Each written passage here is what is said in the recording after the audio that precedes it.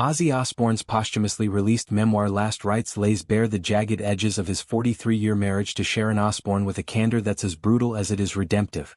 At the heart of this raw confessional is a union forged in the fires of rock and roll excess, tested by infidelity, addiction, and the relentless glare of fame, yet enduring through sheer willpower and forgiveness. Ozzy, the Prince of Darkness whose Black Sabbath riffs defined heavy metal, doesn't shy away from his role as the villain in their story. His admissions, of viewing extramarital affairs as a great idea to fill an emotional void, reveal a man grappling with demons both internal and external, offering an unflinching portrait of love's darker undercurrents. The marriage, a cornerstone of Osbourne lore, was never a fairy tale but a battlefield where passion clashed with pain. Ozzy confesses to a pattern of betrayals that span decades, driven not by fleeting lust but by a profound emptiness. It wasn't as much about love or romance and more so with filling a void. This vulnerability strips away the rock god persona, exposing the insecure boy from Aston, Birmingham, who rose to icon status yet struggled with self-worth. Sharon, his manager, anchor, and fiercest defender, emerges as the hero, resilient, razor-tongued, and unyieldingly loyal. When the scandals erupted, her response was a mix of fury and fatalism. "What the F? Did you expect, Ozzy? If you're seeing enough women, one of M's gonna want more. And that's the one who's gonna bring the whole thing crashing down on everyone's heads." Her words, quoted verbatim in the memoir, cut like a lyric from one of Ozzy's doom-laden tracks. Last Rites, compiled from Ozzy's dictated notes and unfinished manuscripts, feels like a final reckoning. He acknowledges Sharon's right to walk away. "She had every right to dump me when the truth came out." Yet, the trap of secrecy compounded the hurt. At some point you get trapped and you can't stop seeing him, 'cause you think they'll go to the press or whatever. Which is pretty much what happened. This spiral of paranoia and compulsion mirrors the addictive cycles that defined his career, from substance abuse to stage dives into oblivion. The 2016 separation, triggered by yet another affair revelation amid Ozzy's rehab stint, was their nadir, a brief but seismic fracture. Reconciliation came swiftly in September that year, but not without scars. Ozzy's gratitude is palpable. "I broke my wife's heart and I'm lucky she forgave me." The memoir's exploration of these woes extends beyond confession to consequence, particularly on their children, Amy, Kelly, and Jack, who bore the brunt of the fallout.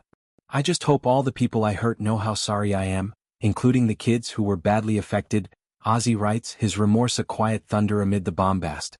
This paternal reflection humanizes him, contrasting the wild man image from the Osbournes' reality show, which turned family dysfunction into primetime gold.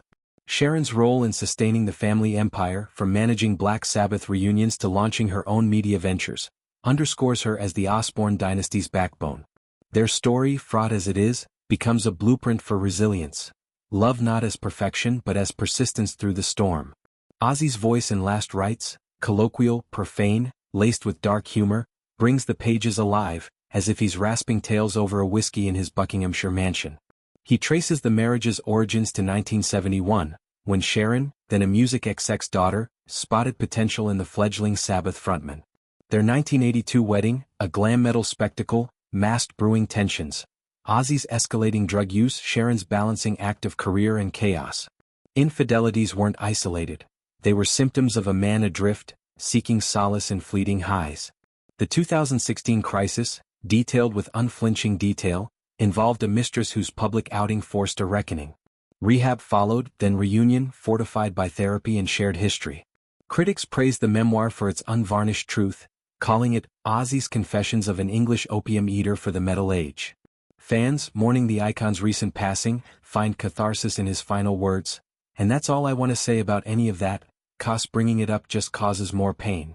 This restraint speaks volumes, prioritizing healing over sensationalism. Sharon's forgiveness, hard-won and repeatedly tested, emerges as the narrative's quiet triumph, a love that withstood tabloid tempests and personal tempests alike. Their joint appearances post-reconciliation, from award shows to family holidays, signaled not defeat but defiance. In the broader rock canon, the Osbourne saga parallels tales like John and Yoko's or Sid and Nancy's, but with a survivor's edge. Ozzy's void-filling pursuits echo the isolation of stardom, a theme echoed in Sabbath lyrics like Paranoid. Yet, Last Rites reframes it as a cautionary epic, urging empathy for the flawed. For Sharon, it's validation of her steel-spined narrative, from the talk host to unapologetic matriarch.